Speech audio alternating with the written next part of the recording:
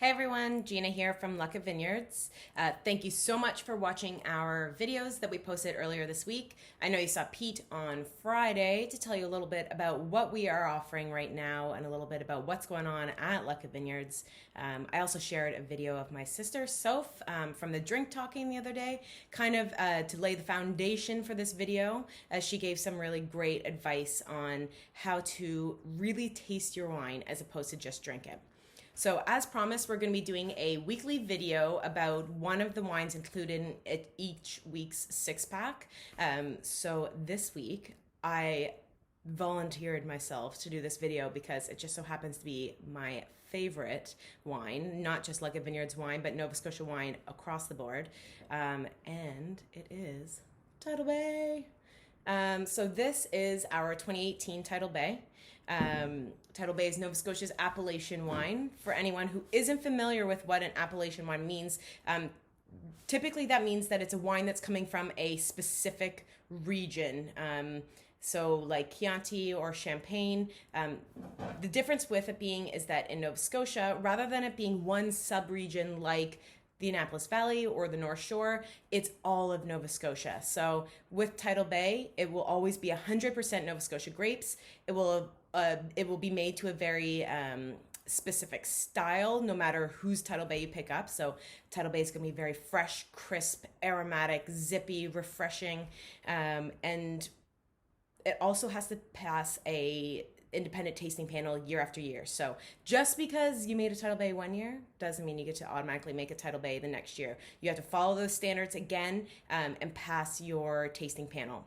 So it's something that I'm really proud of because our industry was fabulous and got together to put forth this appellation wine, but we've really maintained the quality across the board since its inception. So Tidal Bay, it's premium wine. You know what you're getting no matter whose wine it is. So with Tidal Bay, there will be there's a primary, a secondary, and a tertiary list of grape varietals which can be included. So the primary list can make up all of the percentage if you wanted to. Includes grapes like Lacadie, which is what makes up most of our Tidal Bay. The secondary list of varietals can only make up to 49% of it, and then there is a tertiary list as well. So our Tidal Bay is a blend of mostly Lacadie, but we do have some Ortega, Vidal, Séval, and Treminette in there as well. So I know I just mentioned Lacadie. I have to take this little moment to put Lacadie up on its little pedestal because it is one of our hero grapes here in Nova Scotia. A grape you'd be pretty hard pressed not to find included in one of the any of the wineries in some capacity, whether it is in a sparkling, still, single varietal, blend. Lacadie is so versatile. It's so lovely. It really does a great job at expressing the special terroir that we have here, and it's one of my faves. So it's no surprise here that Tidal Bay also happens to be my favorite because many of the wineries will use Lacadie in their blend. So as you can see, I'm in my kitchen at home, as are you. Don't worry about tasting through your wines with the proper glassware and the proper setting. We're just doing what we can, staying safe at home, drinking wine, supporting local. So as you can see, not the most ideal glass for tasting through Tidal Bay, but it's what I've got, so it's what I'm going to use. So as you may have seen in Sophia's video, one of the first things that we're going to do with tasting the wine is checking out the colors. So I've got a little notepad here. I'm just going to take a look. We've got a really pale lemon color on the Tidal Bay. I don't know how well you can see that in the video, but our Tidal Bay tends to be very similar year after year in terms of its clarity and its color, which I love. It makes me feel better about drinking a whole bottle for some reason when it's this clear. It's healthier. Don't think that's true, but next we're going through and we're going to take a little sniff of the wine. So get your nose deep in the glass. I really am picking up lots of citrus on the nose, a little bit of floral, which is probably coming through from that Ortega and Treminette.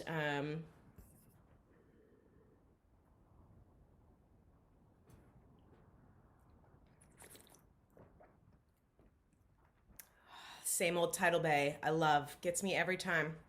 I start even seeing the Tidal Bay label, my mouth just starts watering because I'm just craving the acidity that I know is there. Uh, no surprise, super fresh, crisp, zippy. Lots of citrus on the front of my palate. On the back of my palate, I get a little more of the green apple kind of notes.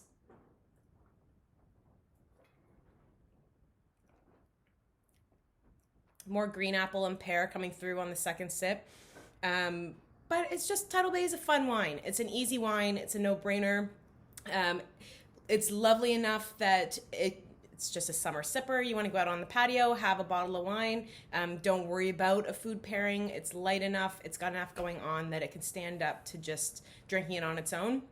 But we do have that nice structured acidity there as well. So as I mentioned before, Tidal Bay really represents Nova Scotia terroir. So what better pairing to have with it than what we also produce best in terms of food, seafood. So this will work. The acidity is high enough. It'll cut through a nice creamy seafood chowder, maybe a lobster roll. You've got oysters on the half shell.